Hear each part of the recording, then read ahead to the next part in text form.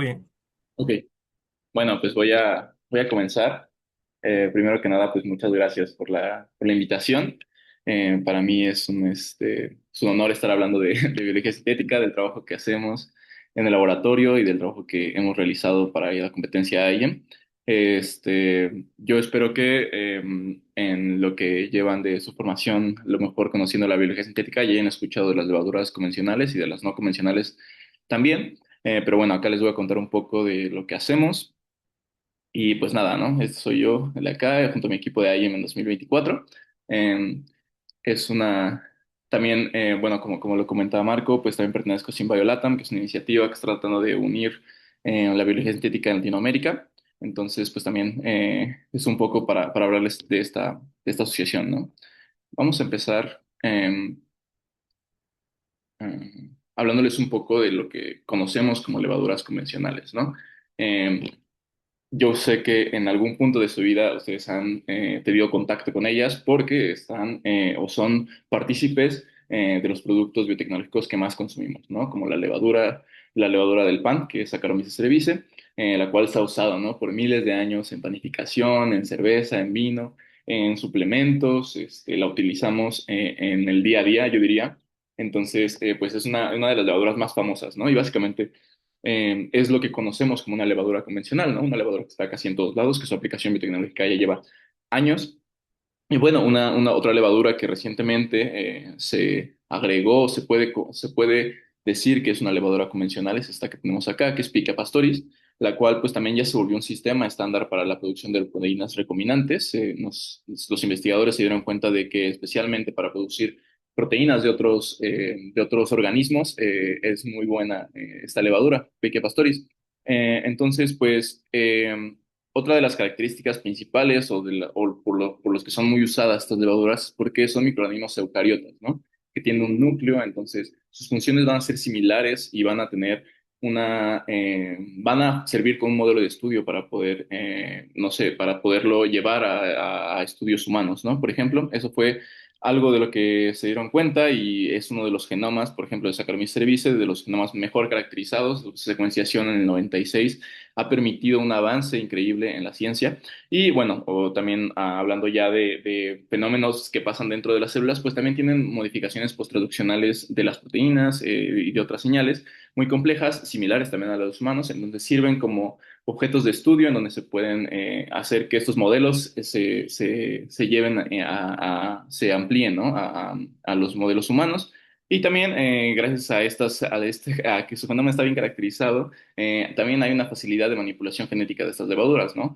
Aquí puse de ejemplo el sistema CRISPR-Cas9 porque es uno de los sistemas que ya se ha usado mucho en estas dos levaduras, pero en general se puede manipular genéticamente de muchas formas con muchos sistemas, lo cual también lo lleva a que tenga producciones altas de escalabilidad, ¿no? En procesos biotecnológicos, pongo los ejemplos de nuevo como el vino y la cerveza, donde pues ya en muchas partes de la población, digo, en muchas partes del planeta, pues se producen, ¿no?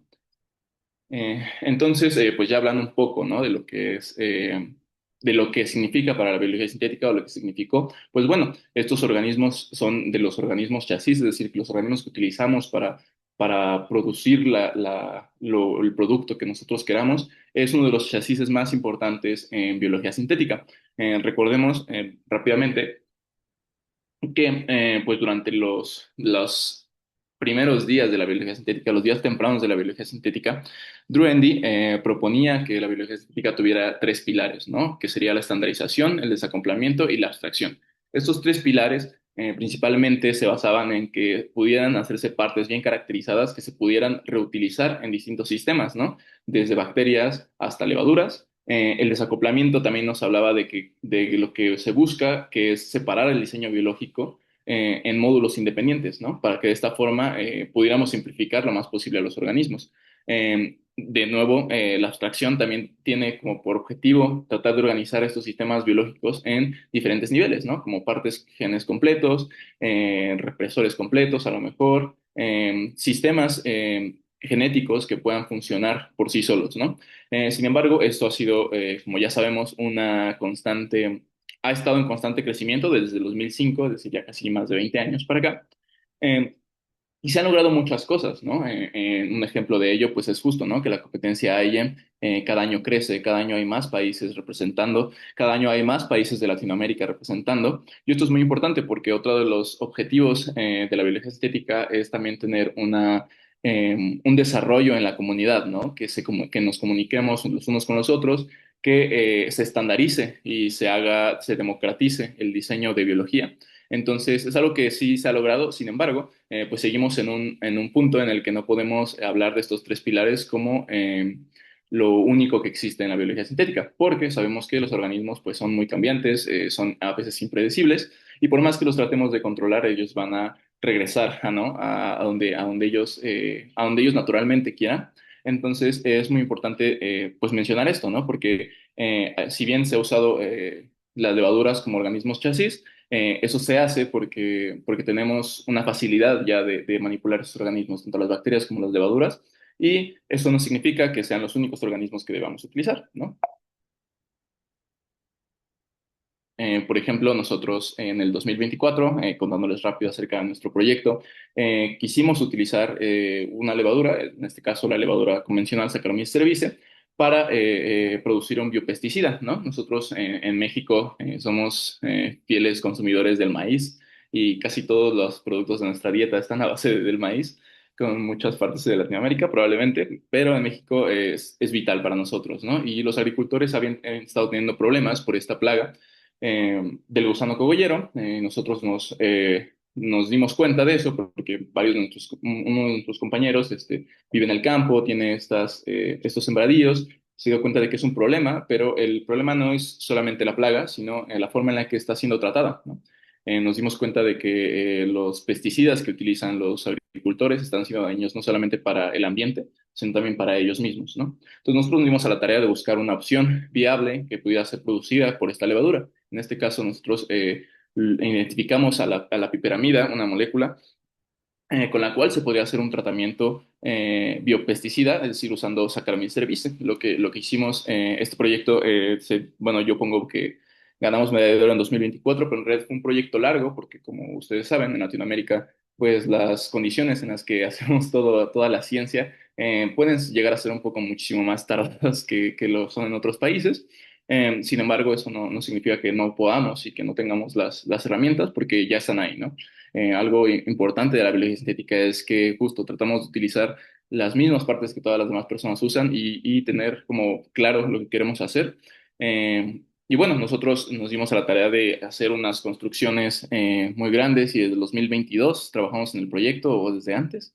Ganamos un premio en la competencia regional que se llama IM Design League, o bueno, se llamaba IM Design League, en la cual pues nos dieron a sintetizar o nos dieron este premio en el que podrían sintetizar todas nuestras construcciones. De esta forma, pues el proyecto sigue en pie, estamos todavía tratando de producirlo específicamente en Saccharomyces cerevisiae.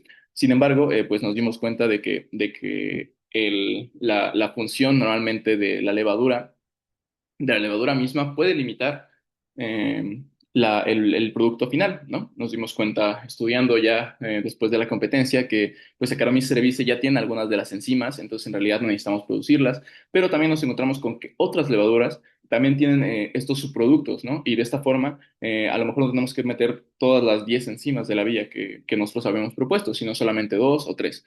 Entonces, esto no nos habría pasado sin haber estado justamente como al pendiente de lo que surgía en las nuevas herramientas de biología sintética y específicamente también en el campo de pues la investigación de las levaduras no convencionales. Ok, ahora sí, pues voy a hablar un poquito más de estas porque son levaduras que tal cual son las levaduras que no entran en la clasificación de Saccharomyces cerevisiae, ¿no? Son levaduras que se encuentran principalmente en ambientes diversos y extremos, muy distintos a los nichos en donde se encuentra Saccharomyces. Entonces, esta diversidad de ambientes ha llevado a que estas levaduras pues tengan metabolismos únicos, tolerancias únicas y que sean muy importantes para aplicaciones biotecnológicas y de biología sintética, ¿no? Entonces, para ponerles más ejemplos o en contexto de lo que pueden hacer, es que, por ejemplo, pueden ser muy tolerantes al estrés, y por estrés me refiero a sales, a temperaturas muy altas o a temperaturas muy bajas. así como a variaciones de pH grandes, ¿no? También pueden utilizar fuentes de carbono que son inusuales, ¿no? Como los lípidos, como la gilosa, como la lactosa. Y también, bueno, obviamente por el hecho de que vivan en lugares extremos, pues también tienen una producción de metabolitos muy específicos y tienen rutas metabólicas únicas, ¿no?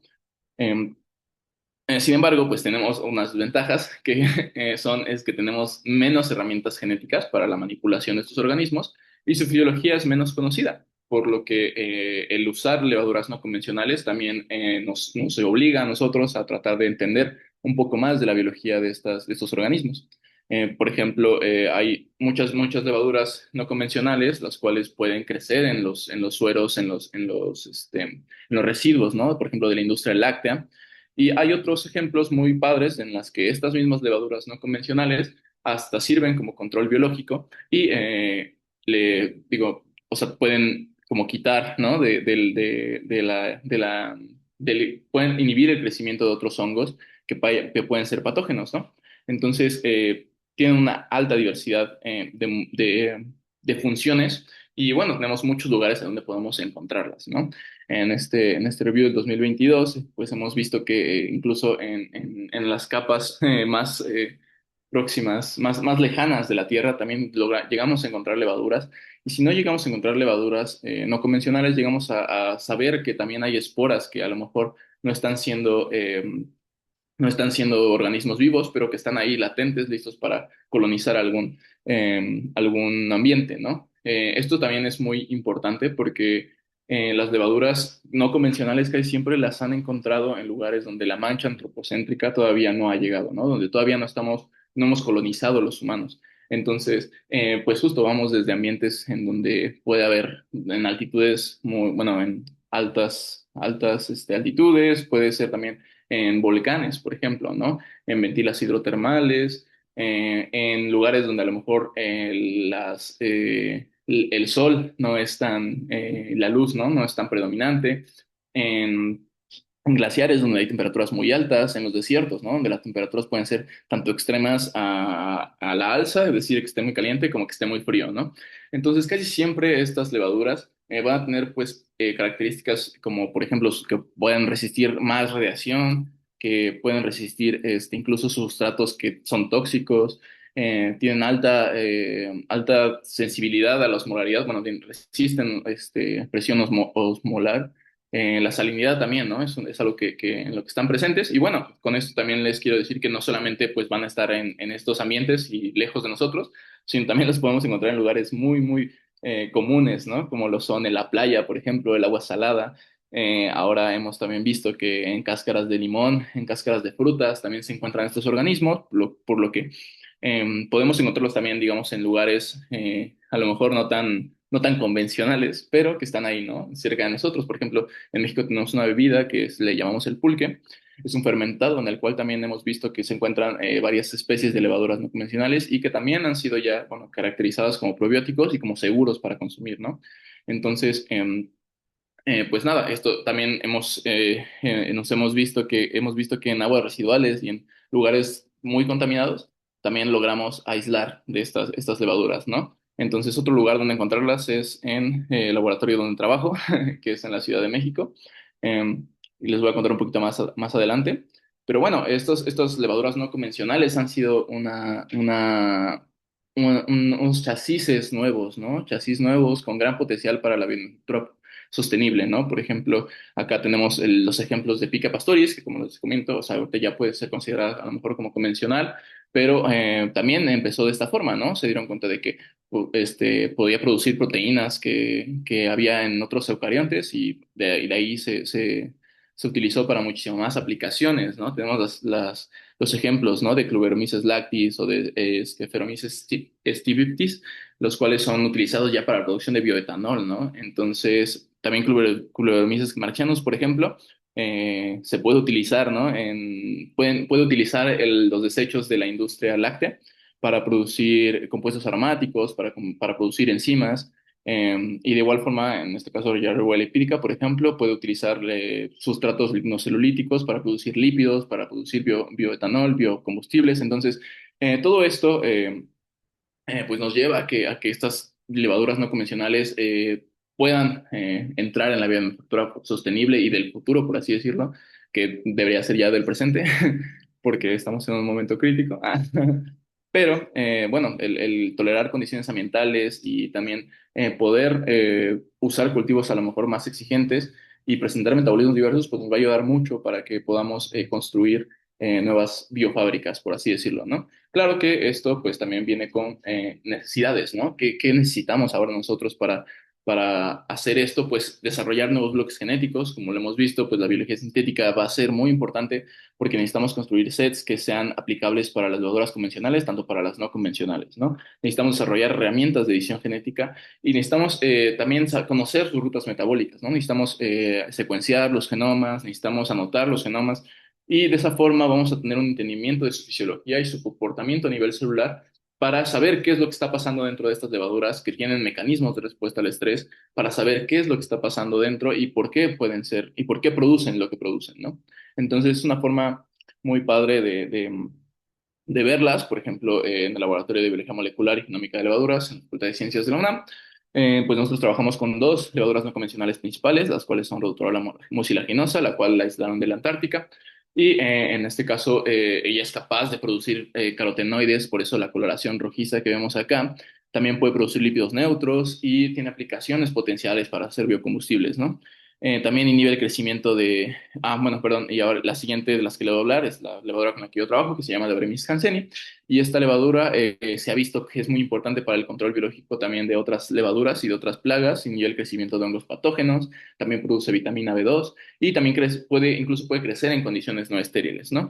Acá les pongo una imagen en donde les enseño que con 1,6 molar de NaCl en un medio rico, un medio YPD rico, Saccharomyces cerevisiae deja de crecer casi inmediatamente y de Brahmi está como si nada, ¿no? Entonces, eso es una, que yo creo que va en la diferencia, ¿no? Entre una levadura que tal cual ha sido usado por mucho tiempo, sin embargo, pues en sal no crece y de Brahmi hanseníae, pues sin problemas puede crecer, ¿no? Entonces, ya ay, perdón. Pues justo, este organismo es el que hemos utilizado principalmente para saber qué es lo que está pasando dentro de él, que produce, que puede resistir este estrés, ¿no?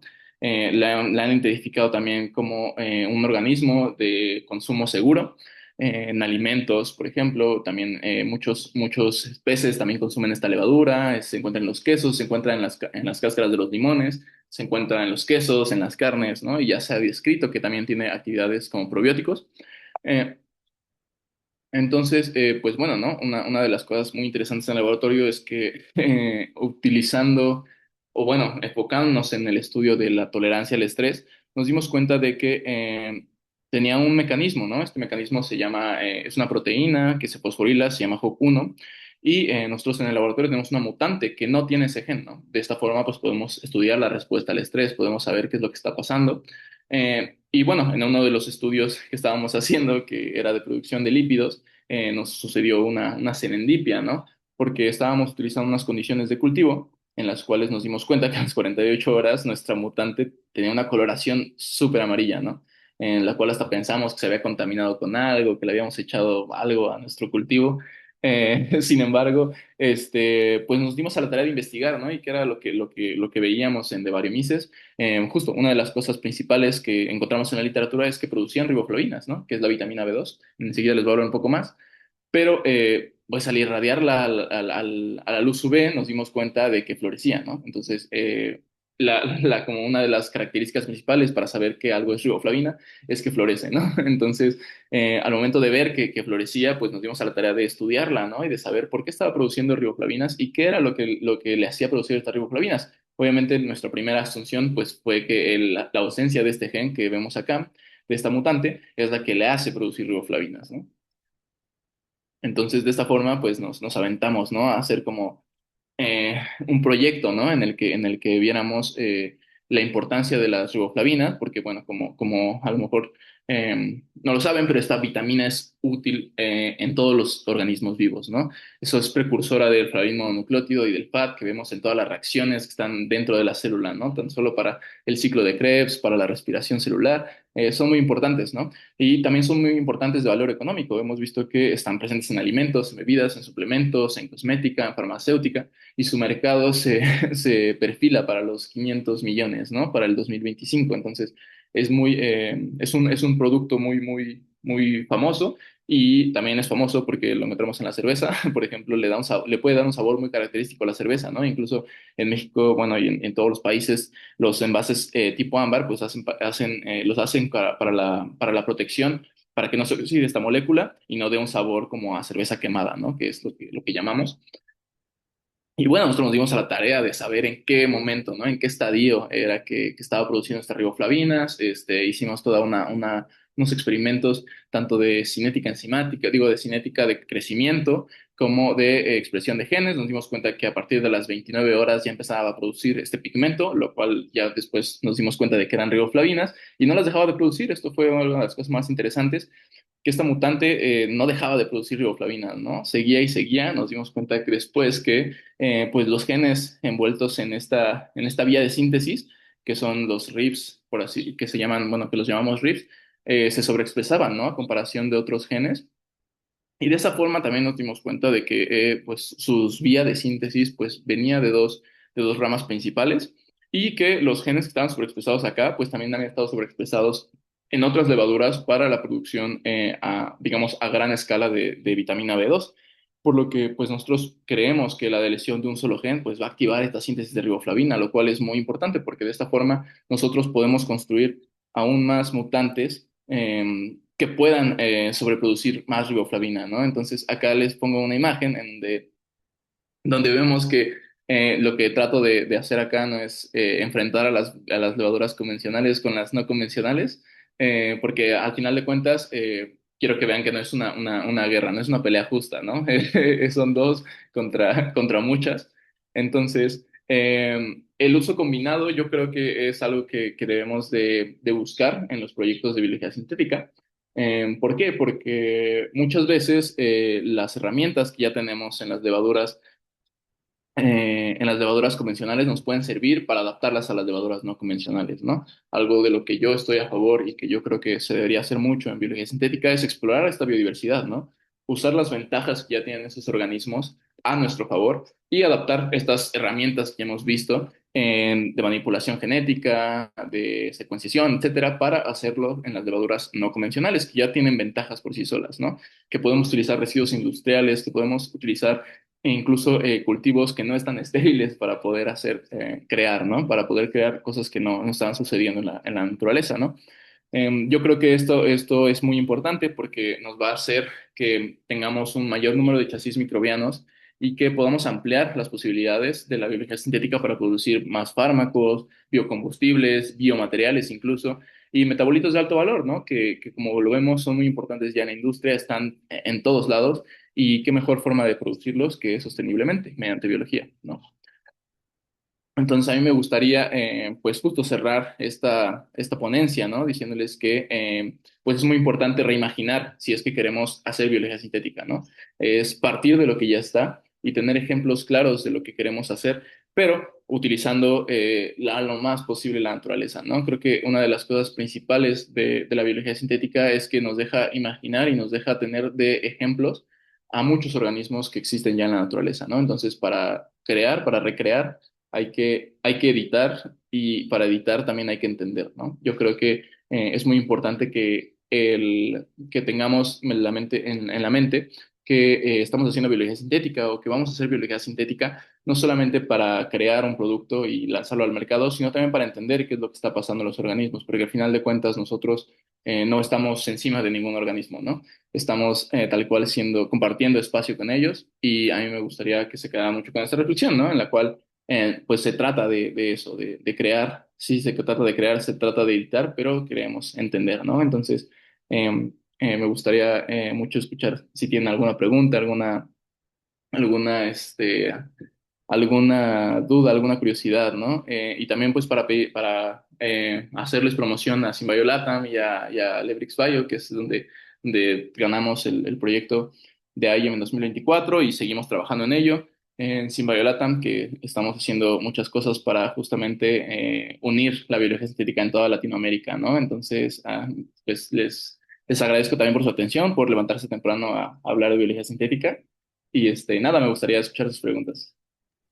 Muchas gracias, Benjamín, por tu ponencia. Realmente ha sido muy interesante saber todo el camino que ha tomado esto y sobre todo muy didáctico, ¿no? El tema de la elección de chasis de convencionales y no convencionales, que también es un tema muy hablado, ¿no? En Symbio. Bien, entonces les recuerdo que pueden dejar sus comentarios también en el chat, lo voy a leer, pero si también quieren prender el micrófono, pueden levantar la mano para que les dé pase y de esta forma puedes hacer las preguntas dirigidas a Benjamín.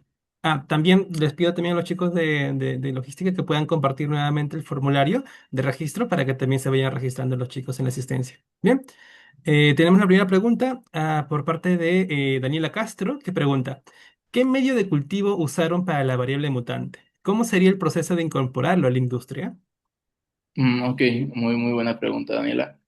Bueno, lo que principalmente hicimos es que fue como les digo, ¿no? Fue una serendipia, ¿no? Porque lo primero que hicimos fue estudiar la producción de lípidos en condiciones controladas. En este caso, por ejemplo, hicimos un medio mínimo en el que tal cual le quitamos la mayoría de los nutrientes que podían haber tenido. Hicimos un medio mínimo, en lo cual lo limitamos a tener 2% de glucosa y lo limitamos también a tener un porcentaje muy bajo de una fuente de nitrógeno, ¿no? Entonces, bueno, eso y también agregamos sal, ¿no? ¿Por qué? Porque pues sabíamos que de Barium Scanseni crecían sal, entonces la necesita. Entonces, esas fueron las tres cosas principales, ¿no? Que hicimos para, este, para crecer la mutante. Y ya cuando observamos que la coloración era amarilla, tratamos de mover ciertas condiciones y nos dimos cuenta de que esa coloración amarilla no estaba ahí tampoco. Por ejemplo, si no le agregábamos sal, no estaba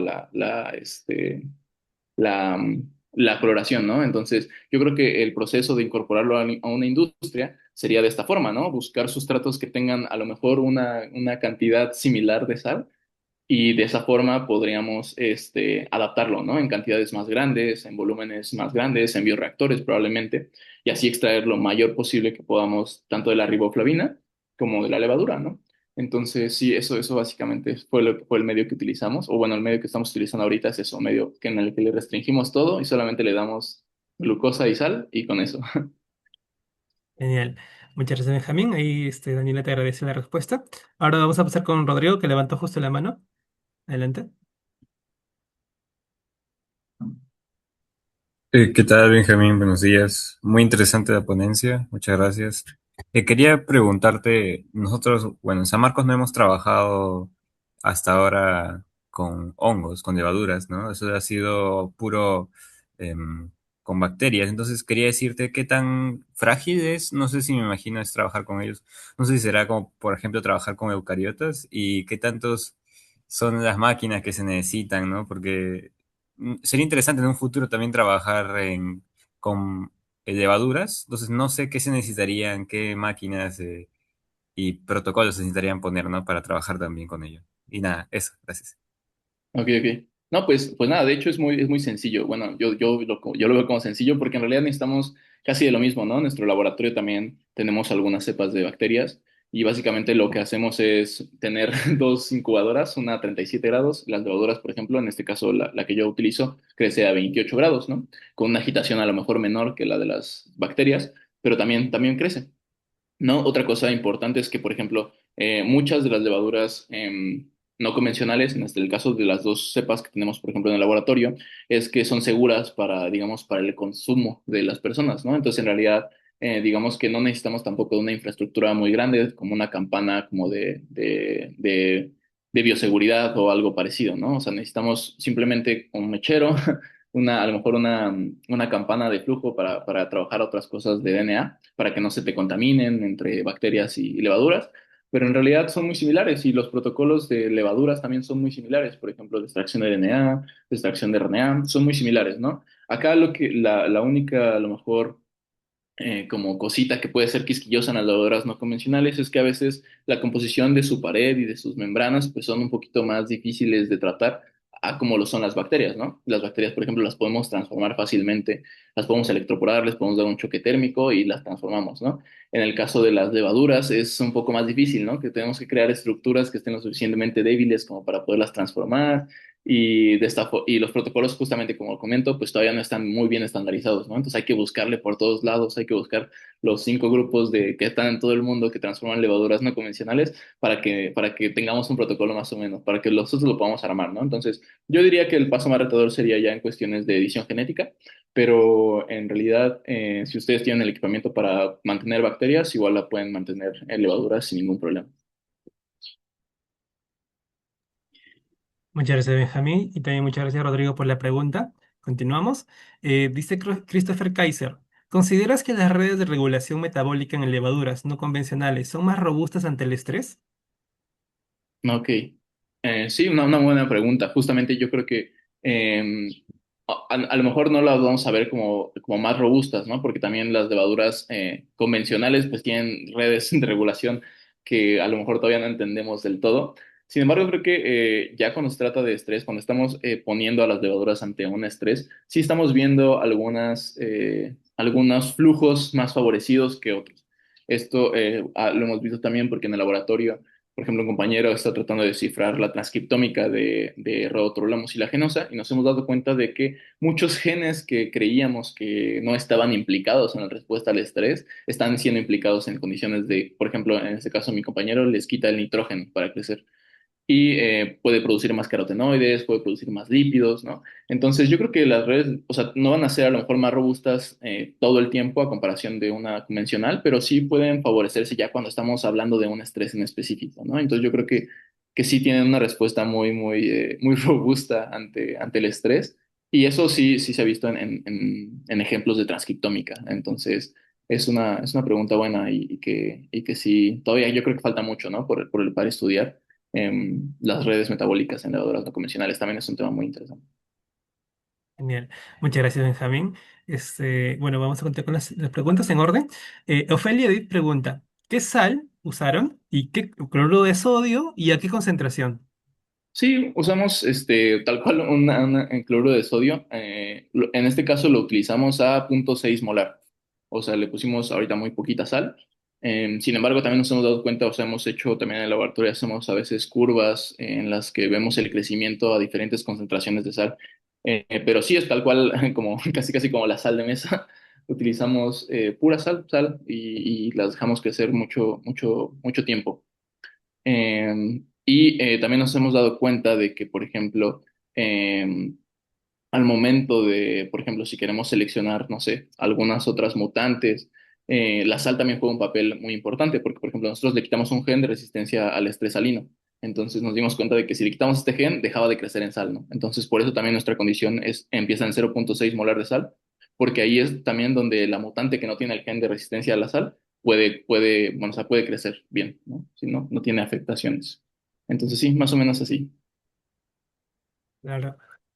Gracias, Christopher. Bueno, Ofelia, por tu pregunta. Vamos a continuar. Bueno, acá voy a preguntar a Christopher. Sí, pregunta si hicieron algún modelo matemático para el proyecto AYEM. Sí, hicimos muchas cosas, ¿no? En específico, hicimos, por ejemplo, construimos un modelo de ecuaciones diferenciales en el cual estábamos viendo justamente el impacto que iba a tener el biopesticida eh, con respecto al pesticida que se usa normalmente, ¿no? Entonces ahí también lo que nos dimos cuenta al hacer como un prototipo de la piperamida es que sí disminuía la cantidad de plaga que había en las hojas de maíz, ¿no? Entonces lo que hicimos fue justo como modelar la cantidad de gusanitos cogolleros que a lo mejor eh, iban a estar siendo, pues sí, como eliminados, digamos, de las plantas, pero también lo que incorporamos a ese modelo matemático, del cual pueden leer más en nuestra página, es que también tratamos de que no reduciera por completo toda la biodiversidad, ¿no? Porque si bien Claro. sabemos que es muy importante que en el cultivo también exista una comunidad biológica, ¿no? Que esté activa. Entonces también lo que tratamos de hacer es saber qué tanto las superamidas estaban afectando a otras especies, ¿no? Entonces nos dimos cuenta de que no era un biopesticida que le diera a todas las plagas, ¿no? Sino que también, digo, a todos los organismos, ¿no? O sea, sí iba a restringir esta plaga, pero también iba a dejar que las otras poblaciones subsistieran, ¿no? Y que estuvieran ahí, digamos que su nicho ecológico no se viera tan dañado. Entonces, eso fue de lo que también modelamos en ese proyecto. Claro. Bien, gracias por su pregunta. Ahora, luego, Catherine Quispe pregunta, ¿a nivel de mantenimiento y trabajo de las cepas en el laboratorio, es más económico en comparación con otras células? Ah, ok, muy buena pregunta. Justo eso quería que me preguntaran, porque es muy importante hablar de las opciones, ¿no? Que tenemos. Por ejemplo, como les comentaba ahorita con el medio, pues nosotros utilizamos un medio que tal cual no tiene nada, ¿no? O sea, que tal cual casi es agua. Entonces, yo lo considero que a veces sí puede ser más económico. ¿Por qué? Porque también a veces el usar un medio muy rico, un medio muy específico, que a lo mejor sean como ya a nivel como a lo mejor de aminoácidos, necesites ciertas cosas, resulta un poquito más caro, ¿no? También para el mantenimiento del laboratorio, porque no todos los laboratorios justo tienen acceso a todos los medios específicos, ¿no? Entonces, acá creo que con las levaduras no convencionales hemos tratado de hacerlo, de mantenerlo como lo más económico posible. Y, por ejemplo, ¿no? En el caso de nuestra mutante, ¿no? Que tiene una resistencia a un antibiótico, que a veces, pues, los antibióticos pueden ser caros.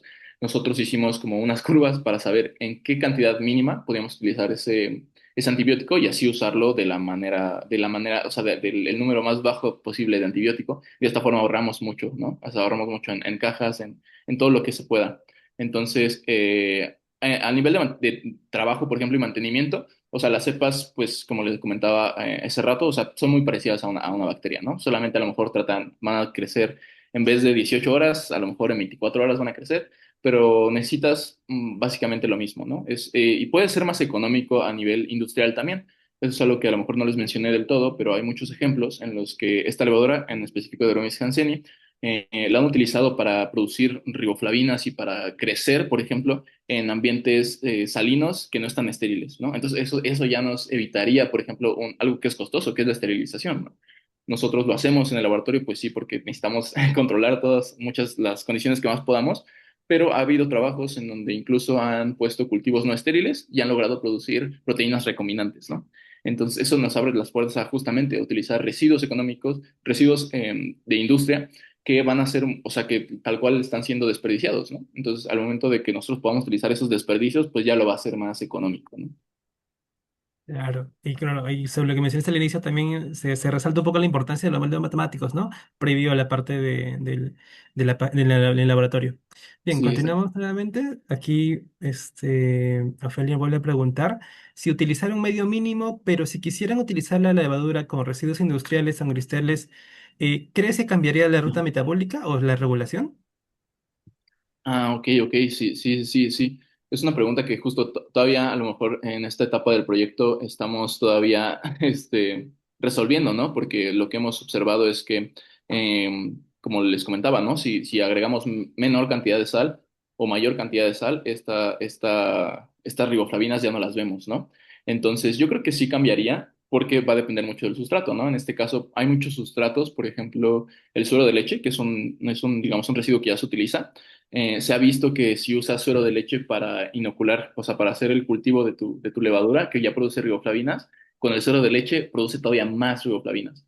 Y eso, bueno, lo han asociado a que también dentro del medio de suero de leche, o sea, en el suero de leche también por sí solo encontramos riboflavinas, ¿no? Entonces, yo creo que sí cambiaría, pues, la expresión de esas rutas metabólicas. A lo mejor no necesitarían tantas cosas para empezar a producir las riboflavinas, pero también nos hemos dado cuenta de que los mecanismos por los cuales secreta estas vitaminas todavía no son muy bien conocidos, ¿no? Entonces, yo creo que sí cambiaría la ruta metabólica y la regulación probablemente, pero también puede que encontremos en algún otro residuo industrial no sé, una regulación más alta o una regulación más baja. Yo pensaría que si ya tenemos la molécula, como es el caso del suero de leche, pues a lo mejor se va a favorecer, pero también puede ser que en otro residuo que a lo mejor no hemos testeado, pues también se sobreproduzca, ¿no? La riboflavina. Entonces, eso es algo que todavía está como por probarse, pero yo creo que sí, utilizando residuos y demás, sí podríamos ver resultados diferentes. Eso es algo que está como en puerta, ¿no? Para este proyecto. Claro, genial. Bien, luego Jocelyn Muñoz menciona, dice, buenos días, interesante ponencia, interesante ponencia. Mi pregunta es, ¿en qué tipo de sistema de cultivo tuvo mayor eficiencia de producción? Ah, ok, ok. Pues en este caso hemos probado condiciones con más glucosa. Por ejemplo, probamos un medio con glucosa al 10% y nos dimos cuenta de que producía la misma cantidad de riboflavinas y que la glucosa no se acababa, ¿no? Entonces dijimos, bueno, ¿qué tal si pues justo lo tratamos de hacer más barato y en vez de ponerle el 10% lo bajamos al 2%? Lo bajamos al 2% y nos dimos cuenta de que producía a lo mejor incluso más riboflavinas que en el 10%. Entonces pensamos en que esta sería una forma de estandarizar las condiciones en las que produce riboflavinas. Y también otra cosa que hemos visto es que la temperatura y la agitación tienen que estar súper controladas, pero también la iluminación. Nos hemos dado cuenta de que si a un cultivo, o sea, en las réplicas, por ejemplo, si a un cultivo le da más la luz, tiende a producir menos riboflavinas, ¿no? Entonces, lo que hemos también optado por hacer ahora es como que restringirlos de luz, ponerles aluminio para que puedan producir más riboflavinas, ¿no? O sea, o para que las riboflavinas que ya están ahí no se estén oxidando y todavía, o sea, digamos que estén todavía como riboflavinas, puras, ¿no? Entonces, esa es una de las cosas en la que hemos visto mayor eficiencia de producción. Perfecto.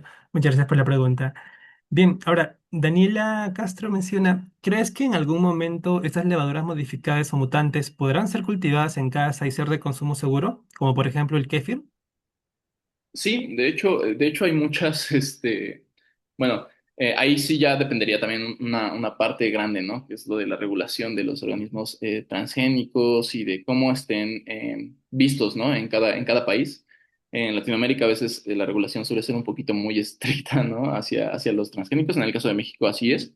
Pero yo creo, sinceramente, que muchas de estas levaduras que estamos modificando o que tienen ausencias de genes, no pueden significar ningún riesgo para las personas, ¿no? O sea, pueden ser organismos seguros, que incluso, bueno, no sé, o sea, como que yo pensándolo, ¿no? En mi día a día en el laboratorio, pues probablemente alguna levadura ha caído en mi mano, ¿no? Y ha estado en mi piel y yo creo que no ha pasado nada, ¿no? Entonces, eso también es parte de saber que estamos haciendo algo como... Estamos trabajando con un organismo seguro, ¿no? Porque en este caso no hemos sido no hemos enfermado o algo parecido, ¿no? Y en el caso del kefir, por ejemplo, y en el caso del pulque, ¿no? Que también es un fermentado, sí hemos visto poblaciones de Dormis canceni dentro de esas bebidas, ¿no? Entonces, es muy probable que ya las estemos consumiendo y no nos hemos dado cuenta.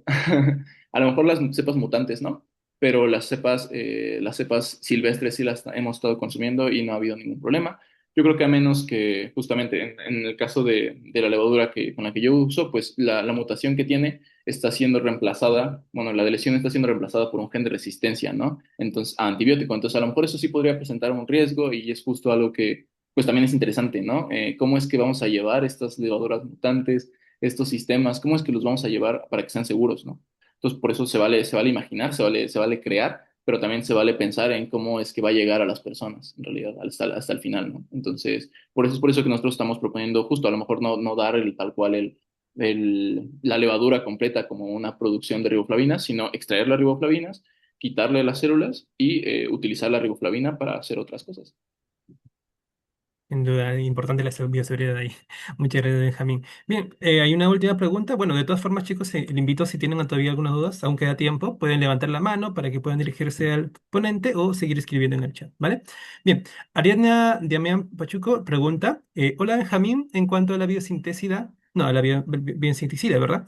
¿Qué tipo de validación toxicológica se empleó? ¿De qué manera comprobaron que no afectaba a otras especies? ¿Utilizaron algún modelo de referencia o experimental? Ah, ok, muy buena pregunta. Justo, esa es una de las cosas que toxicológicamente pues todavía no hemos tratado, no hemos probado completamente. ¿Por qué? Porque justamente necesitaríamos recrear muy bien ese ecosistema, ¿no? Que está dentro de las, este, de los cultivos de maíz. Y una de las cosas que sí nos preocupó bastante, ¿no? Y que era algo que también en NAYEM, en la sesión de jueceo, nos preguntaron mucho, era justo cómo te aseguras que, por ejemplo, no le pega a otros bichos, ¿no? A otros gusanitos.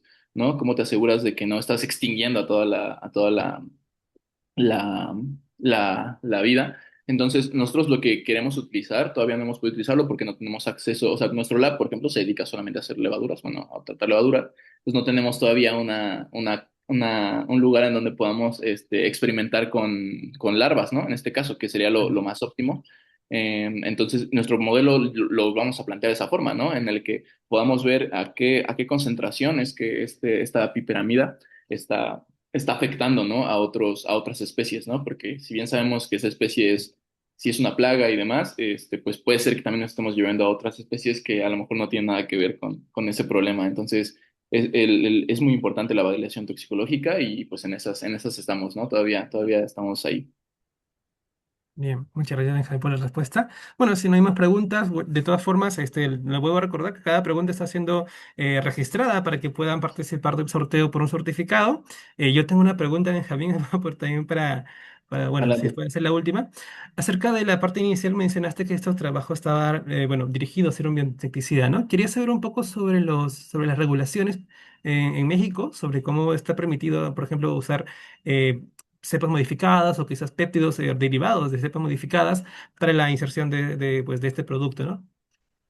Ah, ok, pues específicamente en México es pues yo lo veo como una problemática porque en primera no está muy bien estipulado, ¿no? En México que es como un transgénico, de hecho hay varias como campañas en contra de utilizar todos estos organismos transgénicos y demás, entonces eh, tal cual en México ahorita creo que no se permite como sacar un producto y lanzar como una cepa mutante modificada, ¿no? Tienes que pasar por muchos filtros y lo que según yo hasta ahorita se ha permitido o que sí entra al país, a lo mejor proveniente de Estados Unidos o de otros lados, es productos derivados de edición genética, ¿no? Entonces yo creo que estamos como en México principalmente estamos como en una época tipo de hipocresía donde a lo mejor sí dejamos que los traigan a nosotros, pero tal cual nosotros no lo aplicamos, ¿no? Y esto también tiene que ver mucho porque pues justo como que hemos tratado de conservar, o bueno, en México se ha tratado de conservar el maíz, ¿no? Se ha tratado de no modificarlo, de tenerlo en su estado casi nativo,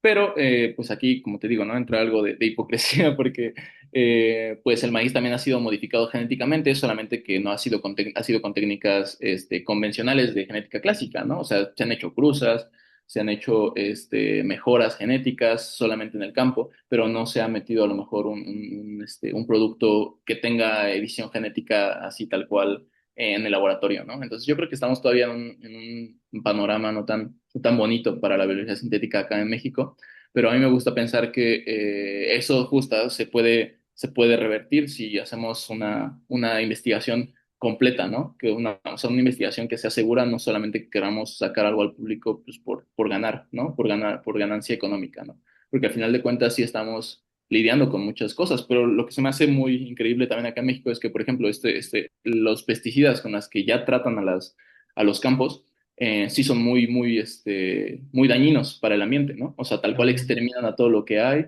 y incluso todos esos pesticidas están prohibidos en países como Europa, ¿no? Pero acá en México no, o sea, que en México los puedes conseguir como si nada. Entonces eso pues sí nos hace como pensar en que falta mucho y que tenemos que también proponer mucho, ¿no? Para que estos pesticidas se dejen de usar. Y pues sí, las soluciones van a tener que ser, por lo mientras, pues limitadas por la regulación que hay de transgénicos acá. Claro, ¿no? Sí, siento que ese es realmente un problema ya a nivel latinoamericano, ¿no? Porque, bueno, te comento, por ejemplo, en el 2023 yo participé también de la Indecent League con un proyecto también direccionado a biopesticidas, en este caso dirigido, por ejemplo, al problema de papas, con una enfermedad que se llama la rancha, ¿no? Que causaba muchas pérdidas. Y bueno, excepto toda la parte de bioseguridad, ahí también había regulaciones que acá en Perú no se permite hacer el uso de cepas modificadas de la inserción, pero sí de cepas derivadas, ¿no?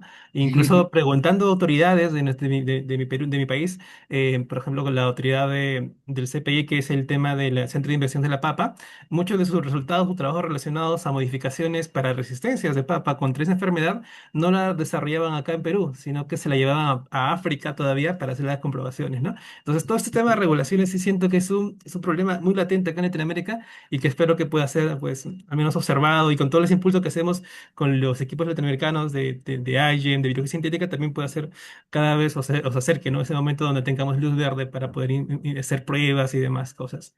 Entonces, bueno, creo Sí, que no sí, hay sí. más. Sí, sería genial. ¿No hay más Necesitamos preguntas? Creo. más científicos en en la política, ¿no? Entonces, todos Sí, los que estén acá, pues a meterse a la política, porque si no, no vamos a lograr mucho. de alguna forma u otra, ¿no? O desarrollando o haciendo participar activamente. Sería genial.